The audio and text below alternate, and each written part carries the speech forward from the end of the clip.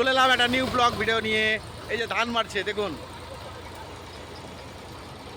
ধান মারা চলছে। ধান মারা বন্ধুরা দেখে নেন কিভাবে ধান মারা হচ্ছে। হ্যাঁ, বিচুলি হবে না, ধানে লাড়া হবে। এই যে ধান মালিক, একটু বন্ধুদের কিছু বলো, চাষের কি অবস্থা? চাষের অবস্থা অত্যন্ত খারাপ। ধান সব সাদা হয়ে গেছে, ফলন কিচ্ছু নেই, প্রচুর টাকা খরচা, অথচ ধানে কোনো রকম আমরা লাভ করতে পারবো না। বিরাট টাকা খরচা বিঘা প্রতি। তো এটা সরকার তরফে যদি কেউ দেখে যদি কোনো চাষিদের প্রতি যদি কোনো দয়া করে যদি কিছু চাষিদের একটু হেল্প করে তো খুব সুন্দর হবে। তো গোবরকা, ধানে খুব একটা ফলন হচ্ছে না তো এই মাঠে? না, ধানে ফলন নেই। বিঘা প্রতি 10 মণ ধান হচ্ছে, বিঘা প্রতি 10 মণ ধান। আর আমাদের খরচ হচ্ছে বিঘা প্রতি প্রায় 6,000 টাকা। 6,000 টাকা খরচে এইভাবে চাষিরা সব মারা যাবে। যদি সরকার থেকে কোনো রকমের হেল্প করা হয় তাহলে চাষিদের কোনো রকমের জীবন বাঁচবে, না হলে চাষিরা এই রোদের তাতে খেটে তাদের কোনো রকমের কিছু ভাত হবে না। তাদের সরকারের তরফ থেকে যদি কোনো আমরা সাহায্য পাই তাহলে আমরা হয়তো কিছুটা রক্ষা পাবো। চলুন বন্ধুরা, ধান কিভাবে মারা হচ্ছে দেখাচ্ছি। এই যে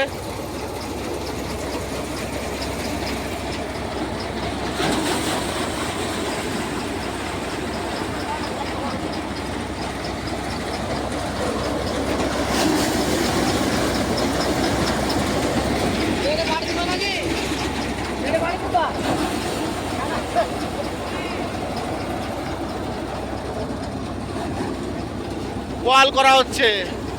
এই যে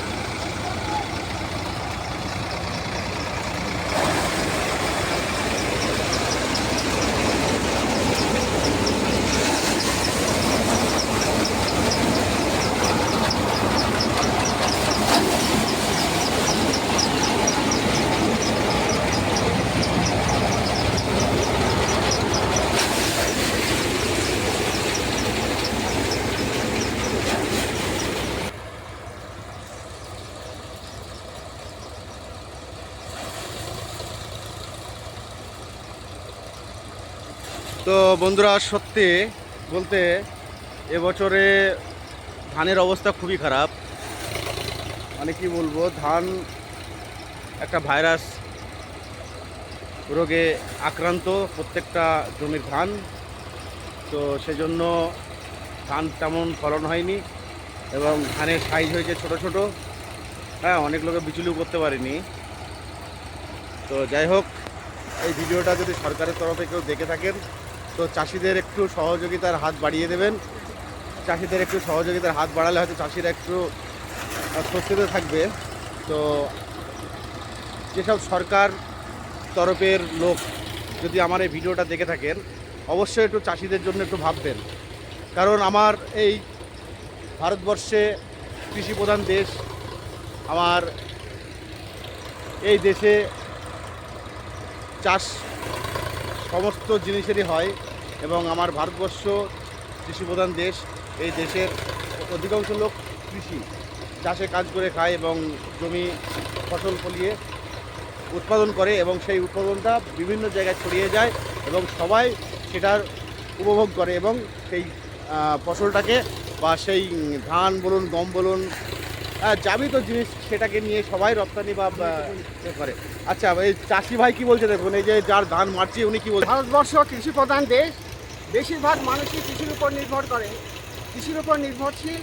ভারতের প্রায় 70% মানুষ কৃষিকার্যের উপর নির্ভরশীল, তারা কৃষিকাজ করে জীবিকা নির্বাহ করে।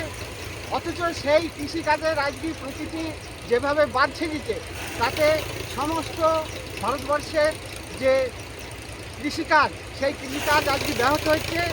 প্রকৃতির যে কখনো খরা, কখনো বন্যা, কখনো বিভিন্ন পোকামাকড়ের উৎপাত, এই উৎপাতের ফলে চাষিদের সমস্ত ফসল নষ্ট হয়ে যাচ্ছে।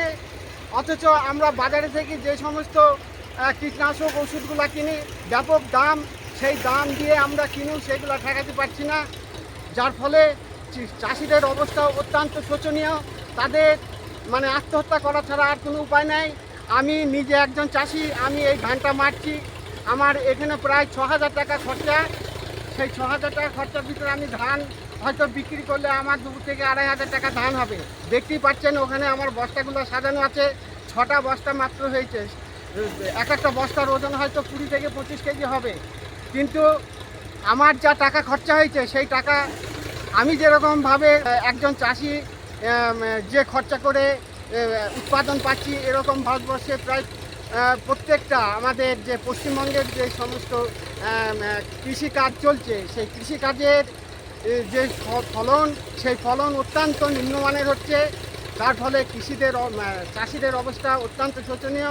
এই প্রখর রোদের তাপে আমরা কাজ করছি, হ্যাঁ, কিন্তু সেই আশানুরূপ ফসল আমরা পাচ্ছি না। শুধু ধান বলে নয়, রাইয়ের ক্ষেত্রেও তাই, গমের ক্ষেত্রেও তাই।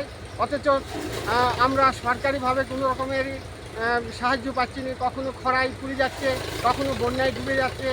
হ্যাঁ, এখন খরা চলছে, প্রচণ্ড খরা, পাটগুলো সব শুকিয়ে যাচ্ছে, জলের কোনো রকমের ব্যবস্থা নেই, ওপর বৃষ্টি নেই।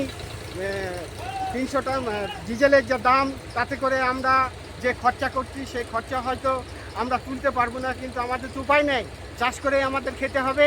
এই বলে আমি এখানে শেষ করছি। বলছি আপনার নামটা একটু বলবেন? আমার নাম সুশীল মণ্ডল। হ্যাঁ, আমি একজন চাষি।